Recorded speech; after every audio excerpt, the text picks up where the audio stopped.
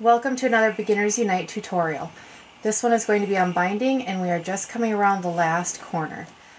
I'm going to stitch to about 1/4 inch from the edge of my piece and stop there.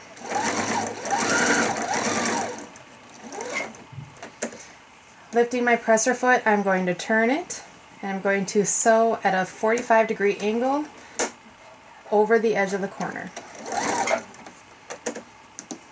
I'm going to take my piece, turn it this way. I'm not going to clip my threads, I'm just going to pull it out a little bit. We're going to take our binding and fold it up along that 45-degree seam allowance that we just stitched, and then we're going to come straight back down and line up our edge. And we've got our edge, our fold here is also parallel with that seam. I'm going to start here, just do a quick little back stitch, continue on, and because this is our last side, I'm going to back stitch here as well, and clip my threads. And we're going to turn this so we can finish our binding. This is just the way I do it. I've got it, when I first started stitching here, I started way over on this edge so that I have all of this loose. I'm going to pull this over as well so that it's covering. I'm going to use my handy dandy little tool. I'm going to have it marked at the 2 inch. Because I cut my binding at 2 inches wide, I'm going to cut off 2 inches over. I'll pull this aside. I'm going to line this up. Here's my 2 inch mark. I want this nice and flat. Here's my 2 inch, and I'm going to clip there and just cut that piece off. We had a little blip there with our recorder, so we're going to continue on here in a minute. We finished our stitching here, and we did a little back stitch so that would not come apart as we were playing with this. We cut our binding piece so that we have 2 inches between the end of here, end of the left piece, and on the end of the right piece. Now we're going to stitch this so that our binding lies flat. The first thing we're going to do is we're going to take our left binding piece and we are going to open it up and just lay it flat. Then we're going to take our right binding piece, we're going to turn it towards ourselves, open it up, and then lay that, so that it is perpendicular to the left piece, and give ourselves 1/4 inch on either end of our binding here and here. I'm going to fold this up to give me a little bit more, but I want to hold that piece together so I don't mess up that turn. We have our left side laying flat and our right one perpendicular to that piece. Give ourselves about 1/4 inch of fabric on the side and 1/4 inch at the top. We're going to take this over to the sewing machine and we're going to stitch here from one corner to the next. I'm going to go from this corner down, making sure our pieces are lying flat. And you can mark this line, this stitching line, if you like. I don't.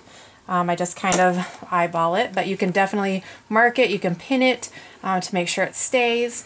Either way, you're just going to find your corner and stitch to the next corner.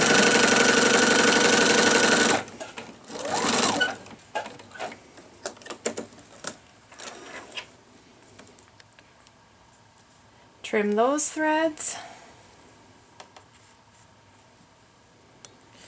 And then you're going to open up your quilt and lay it out flat, because you want to make sure that this did not twist and come up backwards, and you want to make sure it's not too tight or too loose. This looks really good. So I'm just going to take this piece. You can take it to your cutting mat and trim off 1/4 inch. If you are lazy like me, you're just going to take your little scissors and do a quick clip here.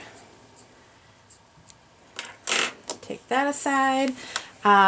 You can also go, many people just go and quick press this down. I'm just going to finger press it quick. And then we're going to take it, we're going to go back to where we ended our seam. Coming down, I'm going to take a couple stitches, do a little reverse stitch, and then continue all the way to the end. When I get to the spot where I first started my binding, I will back stitch there as well.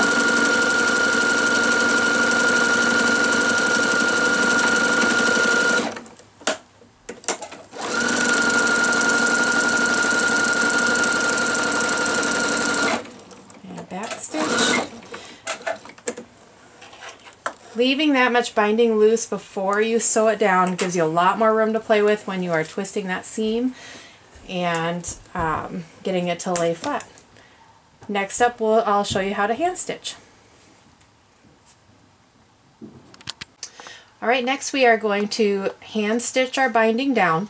I always use thread that matches as closely as possible to the binding. It hides the stitches better. Use about 18 inches of thread.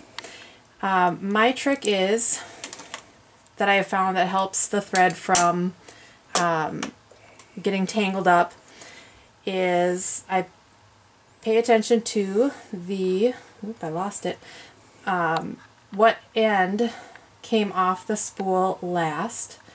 I'm going to thread that through my needle, and I'm going to try to thread that through my needle.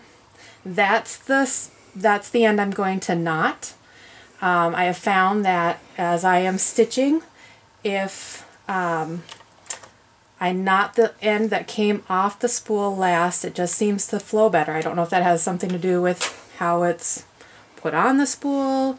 Maybe it's just in my own head even, but that keeps it from tangling.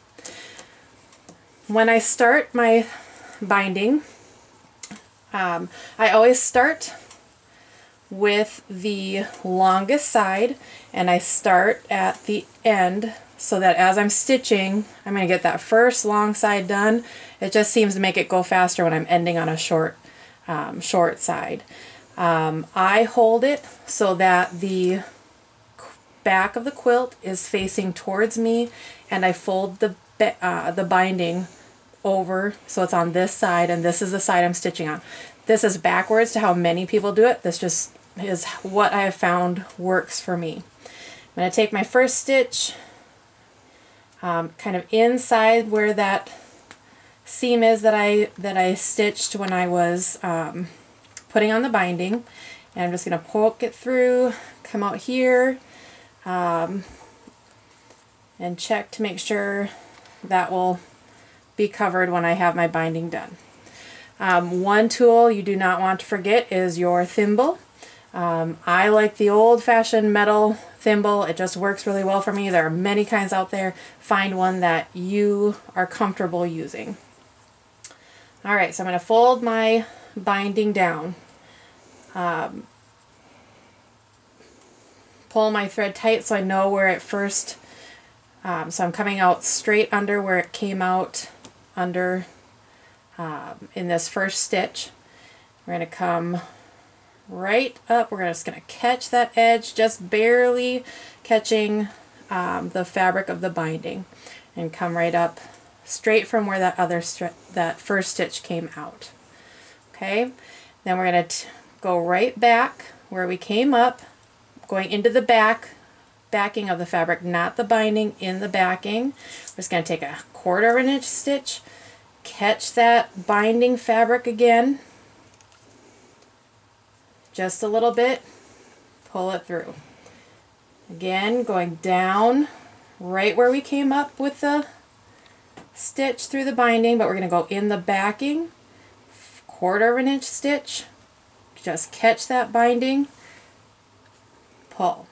You will get into kind of a rhythm as you're going. Just, it's important to come back down right where you came up with that stitch so that you aren't getting a ladder stitch look where you can actually see the thread. You don't want to see your stitches, as little as possible. You'll see them sometimes and that's alright, but you want to kind of hide them as much as possible as you're going along and stitching. Try and keep it about 1/4 inch. Again, that just keeps the binding from getting baggy or, you know, having any little folds in it. And you're just catching the fabric of the binding. You're not taking a big chunk of that. Your stitch is going through the backing, through even the batting a little bit, and then coming up and just catching that binding.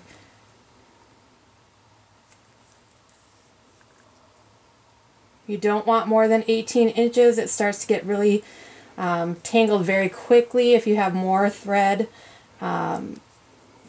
flying around. It's easier to get that tangled. As you get to the part, just fold over your binding a little bit more.